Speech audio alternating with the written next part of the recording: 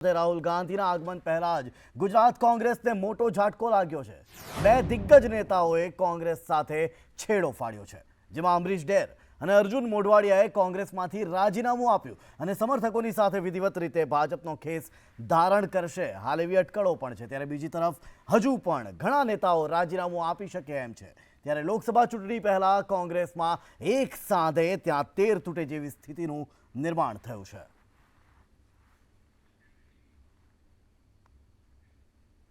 લોકસભાની ચૂંટણી પહેલા કોંગ્રેસને મોટો ઝાટકો લાગ્યો છે। આજે કોંગ્રેસના પૂર્વ ધારાસભ્ય અમરીશ ડેરે પાર્ટીમાંથી રાજીનામું આપ્યા બાદ કલાકોમાં જ ધારાસભ્ય અર્જુન મોઢવાડિયા પણ પોરબંદરના ધારાસભ્ય પદેથી અધ્યક્ષ શંકર ચૌધરીને રાજીનામું સોંપી ચૂક્યા હતા।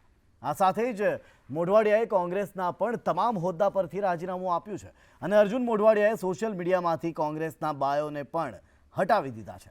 અર્જુન મોઢવાડિયાએ રાજીનામું આપ્યા બાદ કહ્યું કે છેલ્લા ઘણા સમયથી ગુંગળામણ અનુભવતો હતો અને હવે કોંગ્રેસ પક્ષે વિચારવાનું છે કે મારા જેવા કાર્યકરે કેમ કોંગ્રેસ છોડી। છેલ્લા ઘણા સમયથી હું ગુંગળામણ અનુભવતો હતો અને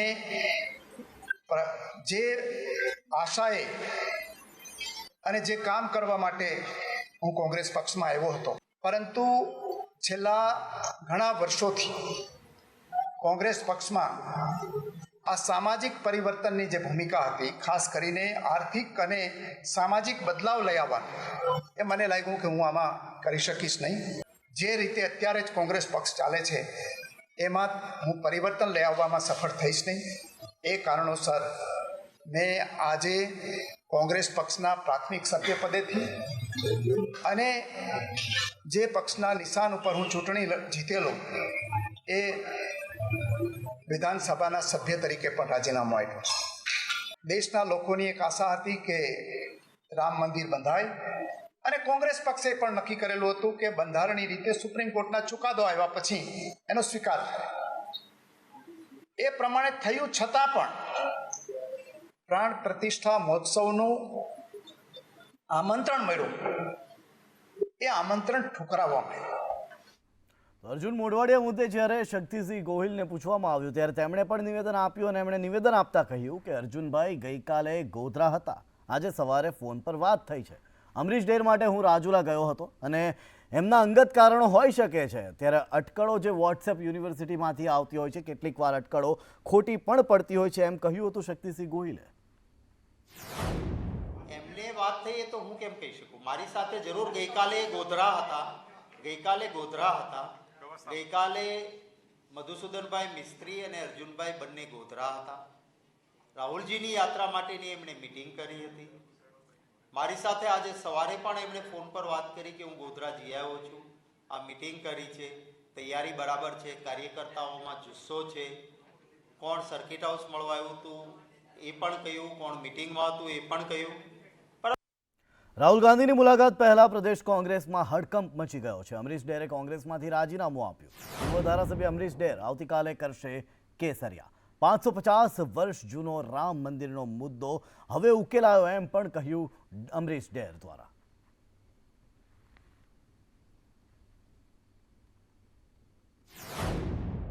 જે મુદ્દો સોલ્વ થાય એના માટે 550 વર્ષથી રાજ્યના અને દેશના લોકો ઈચ્છી રહ્યા હોય અને એ જ્યારે ન્યાયપાલિકા દ્વારા ચુકાદો આપવામાં આવે અને બધી જ પાર્ટીઓના લોકોએ જ્યારે એને શિરોમાન્ય કર્યો હોય અને આવડું મોટું મંદિર જ્યારે થતું હોય ત્યારે ન જવું જોઈએ એ મને વ્યાજબી ન લાગ્યું। અને આજેની મેં ત્યારે પણ ખૂબ સંનિષ્ઠતાથી, ખૂબ વિવેકપૂર્ણ રીતે મેં એ વાતની મોવડી મંડળ સુધી પહોંચાડવાનો પ્રયત્ન કર્યો હતો કે જ્યારે આજે લોકો આટલા વર્ષોથી રાહ જોતા હોય ને જો આપણે ન જઈએ તો એ વ્યાજબી નથી। મેં ત્યારે પણ પાર્ટીનું ધ્યાન દોર્યું હતું અને આજે પણ સવિનય હું બધાનું ધ્યાન દોરી રહ્યો છું। કોંગ્રેસ પાર્ટીનું કે કોંગ્રેસ પાર્ટીના કોઈ આગેવાનોનું હું ક્યારેય ક્રિટિસાઇઝ કરવા માગતો નથી। એ લોકોએ જે સ્ટેન્ડ લીધું હોય પણ હું કોઈને ક્રિટિસાઇઝ કરવા માગતો નથી। તો રાજીનામા બાદ અમરીશ ડેરના ભાજપમાં જોડાવાની અટકળો અંગે અમરેલી જિલ્લા કોંગ્રેસ પ્રમુખ પ્રતાપ દુધાતે પણ નિવેદન આપ્યું છે। તેમણે કહ્યું કે અમરીશ ડેર પ્રદેશ કોંગ્રેસના કાર્યકારી પ્રમુખ હતા। ટિકિટ માટેનો નિર્ણય હાઈકમાન્ડ લેતી હોય છે। વિરોધ પક્ષમાં અમરીશભાઈની શક્તિ ખીલી છે, શાસક પક્ષમાં ગયેલા લોકોની સ્થિતિ ખરાબ છે। હજુ પ્રદેશ હાઈકમાન્ડ દિલ્હી હાઈકમાન્ડમાં કોઈ થયું નથી અને અમરીશભાઈ દાવેદાર હોય અથવા એ પોતે કાર્યકારી પ્રમુખ છે, એના કરતાં મારું કદ જિલ્લા પ્રમુખ તરીકે નાનું ગણાય, એટલે એ બારામાં હું એટલા માટે કહી ના શકું.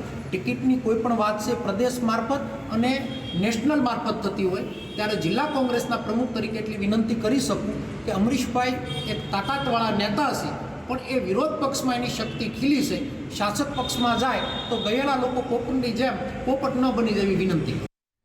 ગુજરાતમાં 2017ની વિધાનસભાની ચૂંટણી પછી છેલ્લા 5 વર્ષમાં કોંગ્રેસના 21 ધારાસભ્યોએ પાર્ટી છોડી ભાજપમાં જોડાયા છે. ત્યારે વર્ષ 2022થી 2024 દરમિયાન કોંગ્રેસના 3 ધારાસભ્યોએ પાર્ટી છોડી ભાજપમાં જોડાયા છે. હવે લોકસભા ચૂંટણીને ગણતરીના મહિના જ બાકી છે, ત્યારે કોંગ્રેસના અનેક દિગ્ગજ નેતાઓ રાજીનામા આપી રહ્યા છે. કોંગ્રેસના દિગ્ગજ નેતા અને ધારાસભ્ય મોઢવાડિયાએ પણ રાજીનામું ધરી દેતા રાજકારણમાં હડકંપ મચ્યો છે. અગાઉ પણ કોંગ્રેસના સિનિયર નેતા અને વર્તમાનમાં વિજાપુરના ધારાસભ્ય એવા CJ ચાવડા કોંગ્રેસમાંથી અને ધારાસભ્ય પદેથી રાજીનામું આપી ચૂક્યા છે.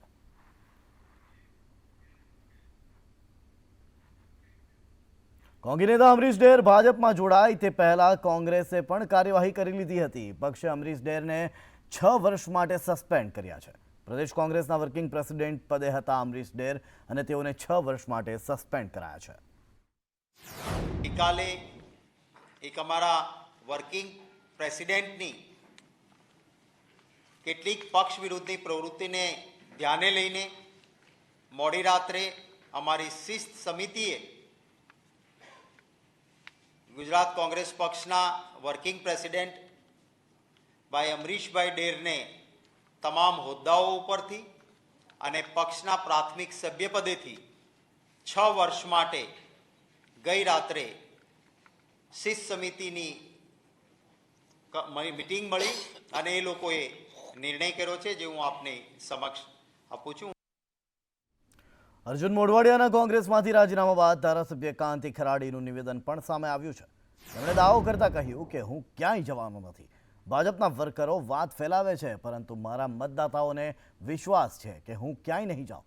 કોંગ્રેસે મને આટલું આપ્યું હોય તો મારે પણ વિચારવું પડે.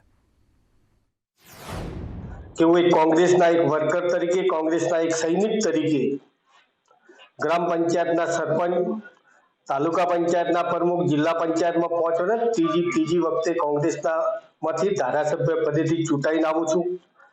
મારા વિસ્તારમાંથી જનતાએ મને સાથ અને સહકાર આપ્યો છે.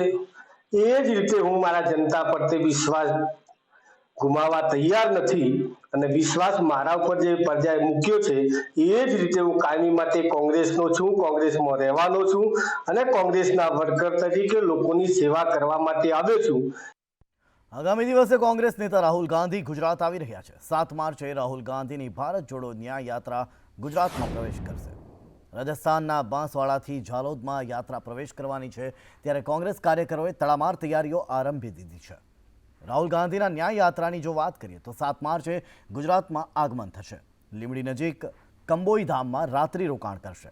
8 માર્ચે સવારે દાહોદ બસ સ્ટેશનથી પદયાત્રા કરશે. રાહુલ ગાંધી પાવાગઢ મંદિરે દર્શન કરે તેવી પણ શક્યતાઓ છે. રાહુલ ગાંધી પણ આવી રહ્યા છે અને એક તરફ કોંગ્રેસમાંથી નેતાઓ પક્ષ પલટો કરી રહ્યા છે. કેટલી અસર ચૂંટણીમાં પડશે અને શું પરિણામ આપ ધારી રહ્યા છો? ગયા વખતે જ્યારે અહમદભાઈ પટેલ સ્વર્ગસ્થ રાજ્યસભાની ચૂંટણી લડતા હતા ત્યારે લગભગ 17 જેટલા ધારાસભ્યોએ કોંગ્રેસ છોડી હતી અને ફરી ચૂંટણી થઈ ત્યારે એમાંથી 15 હારી ગયા અને અહમદભાઈ પટેલ જીતી ગયા હતા.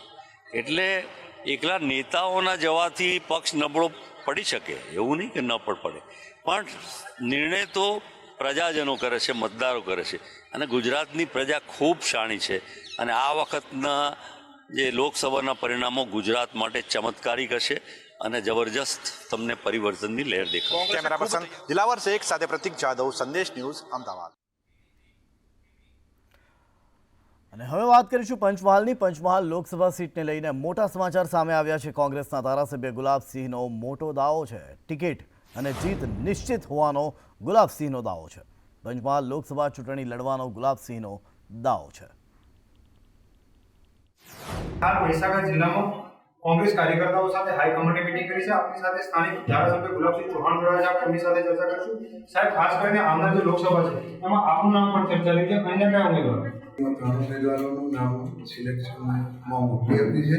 એમાં મારું નામ પ્રથમ છે, બીજા રાજેન્દ્ર પરમાર છે અને ત્રીજા અમારા માજી પ્રમુખ શ્રી પંચમહાલ અજીતસિંહ ભટ્ટી છે. કોંગ્રેસને એક બાદ એક રાજીનામાનો ફટકો પડી રહ્યો છે, ત્યારે નવસારી જિલ્લા કોંગ્રેસને મોટો ઝાટકો મળ્યો છે. નવસારીમાં કોળી આગેવાન ધર્મેશ પટેલે રાજીનામું આપ્યું છે. 2019ની ચૂંટણીમાં તેઓ CR પાટીલની સામે લડ્યા હતા. રાજીનામા બાદ આવતીકાલે ધર્મેશ પટેલ CR પાટીલની હાજરીમાં ભાજપમાં જોડાશે. નવસારી જિલ્લા કોંગ્રેસને મોટો ઝટકો લાગ્યો છે. CR પાટીલની સામે ગત લોકસભા ચૂંટણી લડેલા ધર્મેશ ભીમભાઈ પટેલે કોંગ્રેસમાંથી રાજીનામું આપી દીધું છે. ધર્મેશ પટેલ આપણી જોડે જોડાયા હતા, સીધા જ એમની સાથે વાત કરવાનો પ્રયત્ન કરશું. ધર્મેશભાઈ, કોંગ્રેસમાં રાજીનામું આપી દીધું છે, રામ રામ કરી દીધા છે, શું કહેશો? કોંગ્રેસમાં મેં ઘણા સમયથી તન મન ધનથી કામ કરતો આવેલો હતો, પણ ઘણા સમયથી અવગણનામાં થતી હતી. તેના હિસાબે મેં કોંગ્રેસમાંથી રાજીનામું આપ્યું છે. હાલમાં જે રામ મંદિરનું જે અત્યારે કામ કરવામાં આવ્યું તેમાં પણ કોંગ્રેસને આમંત્રણ આપ્યું, ત્યારે પણ એ લોકોએ જે સ્વીકાર્યું નહીં, તે બી સનાતન ધર્મના હિસાબે તે વ્યાજબી નથી. તો હવે ભાજપ પ્રવેશ કરી રહ્યા છો કે શું તમારું આયોજન? ના, હમણાં મેં એવું કંઈ વિચાર્યું નથી ને મેં ખાલી રાજીનામું આપ્યું છે કોંગ્રેસ પક્ષમાંથી. રાજન રાજપૂત, સંદેશ ન્યૂઝ, નવસારી.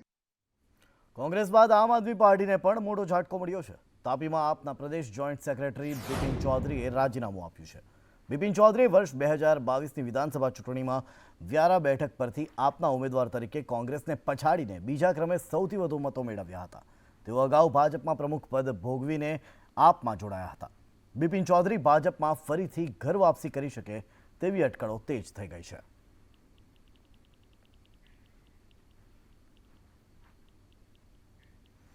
નિમણૂક પત્ર એનાયત કાર્યક્રમમાં મુખ્યમંત્રીની માર્મિક ટકોર. નોકરીમાં બીબાઢાળ કામગીરી ન કરતા કયું કામ કરો છો એ નહીં, પરંતુ કેવું કરો છો એ મહત્વનું છે. જ્યાં નોકરી કરીએ ત્યાં આપણી હાજરી સકારાત્મક હોવી જોઈએ. આપણે પણ નોકરીમાં જોડાયા, સરકારી નોકરીમાં જોડાયા છીએ. લોકોની ખૂબ સેવાનો તમને મોકો મળવાનો છે. તમે જે ડિપાર્ટમેન્ટમાં હો, જ્યાં કામ તમને મળ્યું હોય, લોકોને એમ થવું જોઈએ કે ભાઈ ના, એમની જોડે જઈએ એટલે કામ આપણું પૂર્ણ થઈ જાય. અને દરેક વસ્તુમાં કામ થઈ જવું જરૂરી નથી, પણ જે સામેનો વ્યક્તિ કામ લઈને આવ્યો છે એ કામ ન થાય એવું હોય તો એના મગજમાં ક્લેરિટી તમારે આપવી પડે કે ભાઈ આ તારું કામ નથી થવાનું. પણ તમે રોજ કાલે જોઉં છું ને પરમદાડે જોઉં છું ને ચાલ્યા કરે. એક તો સરકારી ઇમેજ આપણે બધાએ ભેગા થઈને બદલવાની છે. વિધાનસભાના અધ્યક્ષ શંકર ચૌધરીએ બનાસકાંઠાના લોકસભા ઉમેદવાર રેખા ચૌધરીને મદદરૂપ થવા લોકોને અપીલ કરી. તેમણે કહ્યું કે ગલવા કાકાનો આપણી ઉપર મોટો ઉપકાર છે. તેમણે બનાસ ડેરી સ્થાપીને લાખો પરિવારોને આત્મનિર્ભર બનાવ્યા. વર્ષો પહેલા જો આ ગલબાભાઈ નામના વ્યક્તિએ જો બનાસકાંઠા જિલ્લામાં જો ડેરીની સ્થાપના ન કરી હોય, એ જ ગલબાભાઈએ પોતાની કંપની બનાવી હોય તો એ ટાઈમે સક્ષમ હતા. પરંતુ એમણે એવું ના વિચાર્યું. એમણે એવું વિચાર્યું કે મારા જિલ્લાની કોઈ જ્ઞાતિ સમાજની કોઈ બેન એને તકલીફ ના પડે એટલા માટે મારે આવો ધંધો ઊભો કરવો છે. અને એટલા માટે એમણે ડેરીની સ્થાપના કરી. જે બનાસમાં છે બીજે નથી. આ માણસે આપણા ઉપર ખૂબ મોટું ઋણ, ખૂબ મોટો ઉપકાર કર્યો છે. જેણે આપણા ઉપર ઉપકાર કર્યો હોય એનો બદલો માથે ન રખાય. એનો સમય આવે, એનો ઋણ ઉતારવા માટેનો જો સમય મળે તો મને લાગે છે કે એમાં પણ આપણે ચૂકાય નહીં. ભાવનગરના તળાજામાં સ્પેશિયલ ઓપરેશન ગ્રુપની રેડ. માતૃશક્તિ યોજનાના પેકેજ આંગણવાડીમાંથી ઝડપાયા. બાળકો ધાત્રી માતાને આપવામાં આવતો જથ્થો ઝડપાયો છે. પોલીસે પુરવઠા વિભાગને જાણ કરવા છતાં ન પહોંચ્યું. પુરવઠા વિભાગ ખરાઈ કરવામાં ન આવ્યાનો પોલીસનો દાવો.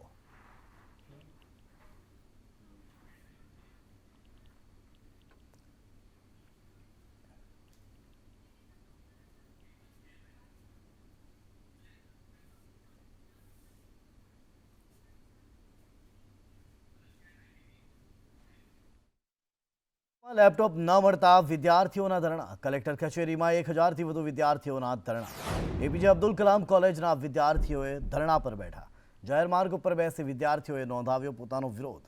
ભણતર માટે પ્રશાસન તરફથી લેપટોપ ન મળતા વિરોધ કરવામાં આવ્યો. ઉચ્ચ અધિકારીઓ, પોલીસ અધિકારીઓ સ્થળ પર હાજર.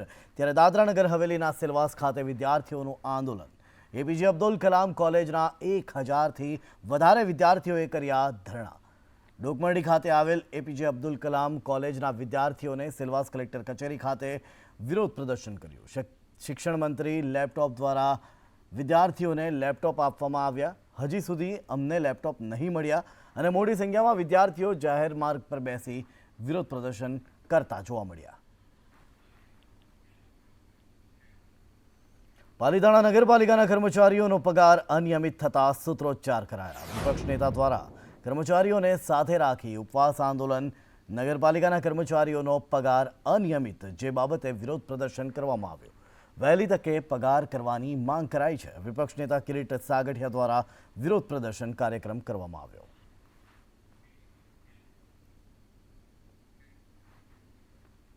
મહીસાગરના સંતરામપુરામાં વિદ્યાર્થીએ આંખ ગુમાવી છે. શિક્ષકની બેદરકારીથી આંખ ગુમાવ્યાનો આક્ષેપ છે. આંખમાં પેન્સિલ વાગવા છતાં સ્કૂલે મૂકી જતા રહ્યા. બાળકના પરિજનોનો શિક્ષક સામે ગંભીર આક્ષેપ. બુગેડી ગામની પ્રાથમિક શાળાનો બનાવ.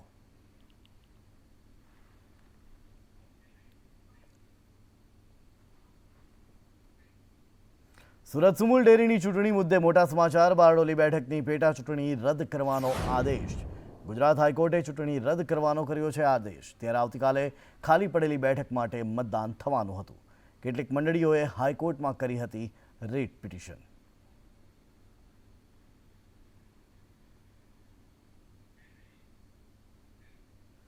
અમદાવાદ મેટ્રોના મુસાફરો માટે મોટા સમાચાર. કાંકરિયા ઈસ્ટ મેટ્રો સ્ટેશન આવતીકાલથી શરૂ થશે. સવારે 6 થી રાત્રે 10 વાગ્યા સુધી મળશે મેટ્રોની સુવિધા. દર 12 મિનિટે મળશે મેટ્રો ટ્રેનની સુવિધા. મહીસાગરમાં પ્રાથમિક શાળાના બાળકોના આરોગ્યની સાથે ચેડા થઈ રહ્યા છે. બાળકોને અપાતા મધ્યાહન ભોજનમાં જીવાત નીકળી. શિક્ષણ મંત્રીના વિસ્તારમાં જ બાળકોને સડેલું અનાજ અપાયું. કડાણાના ઘોડિયાર અને નિંદકા શાળાના ભોજનમાં જીવાત નીકળી. પુરવઠા વિભાગ દ્વારા આપવામાં આવતા અનાજમાં જીવાત નીકળી છે. સંચાલકો જીવાતવાળા અનાજ સાફ કરી બાળકોને ખવડાવતા ભોજનના સંચાલકો અનેકવાર કરી ચૂક્યા છે મૌખિક રજૂઆત. દાહોદમાં વિધર્મી યુવક વિરુદ્ધ નોંધાઈ ફરિયાદ. સગીરાની પજવણી કરતા પિતાએ નોંધાવી ફરિયાદ. વિધર્મી બળજબરીપૂર્વક સંપર્ક કરવા કરતો હતો દબાણ. ત્યારે સગીરાએ સમગ્ર હકીકત પોતાના પરિવારને જણાવી. હિન્દુ સંગઠનોને જાણ થઈ અને પોલીસ મથકે તમામ દોડી આવ્યા. આવનાર સમયમાં આવા લવ જિહાદના બનાવ ના બને તે માટે અમારી સમગ્ર જિલ્લા વતી લાગણી અને માંગણી છે કે આવા વિધર્મી તત્વો સામે કડકમાં કડક કાયદાકીય પગલાં લેવામાં આવે તેવી અમારી નમ્ર રજૂઆત છે. લવ જિહાદનું એક રેકેટ ધ્યાનમાં આવ્યું છે. એના અનુસંધાનમાં પીપલોદના હિન્દુ સમાજના આગેવાનો પોલીસ સ્ટેશને જોરદાર રજૂઆત કરવાયા છે અને આની અમે પીપલોદ પીએસઆઈ શ્રીએ બી તાત્કાલિક પગલાં લેવાની બાહેધરી આપી છે. વાતાવરણને લઈ હવામાન વિભાગની આગાહી. અલ્નીનોની અસરના કારણે ઉનાળો રહેશે આકરો. લઘુત્તમ તાપમાનમાં 2 થી 3 ડિગ્રી વધશે. માર્ચ મહિનામાં तापमान सामान्य करता વધારે રહેશે। गुजरात में अगर हम बात करें तो मौसम मुख्य तौर पर ड्राई बना रहेगा और अगर हम बात करें न्यूनतम तापमान की अगले आने वाले 5 से 6 दिनों में, तो उसमें न्यूनतम तापमान में जो है ग्रेजुअल राइज देखा जाएगा 2 से 3 डिग्री, और साथ ही साथ अधिकतम तापमान में जो है अगले आने वाले 5-6 दिनों में जो है बढ़ते क्रम में रहेगा, जिसमें 2 से 3 डिग्री की बढ़ोतरी देखी जाएगी।